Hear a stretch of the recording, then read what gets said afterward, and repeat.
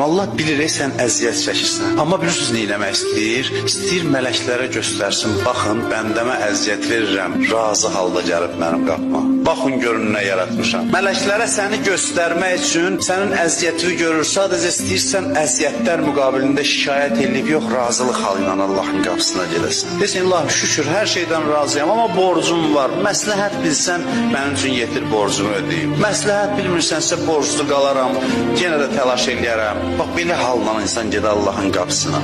İmam Həsən əleyhissalamın sözü deyir, kim razı halda Allahın qapısına getsə, mən İmam Həsən zəmanət verirəm duasının qəbuluna. Duası qəbul olar. Allah halın müştərisidir. Verib verməmək asan məsələdir, bunu yadda sal. Bir dənə bilin ki, kimin huzurundasınız da hər şeyin xəzinəsi onun əlindədir. Niyə verməsin? Niyə verməsin? Halı istəyir, halın müştərisidir. Halı yaratmaq üçün məhrum eləyir səni. Məhrum eləyir ki, nəhayət ki, sən bu halı yaradıb özün xoşbəxt olasan. Sənin əsirgəmək üçün yaratmayıb ki, onsuz da yeri göyü sənin ixtiyarında qoyur.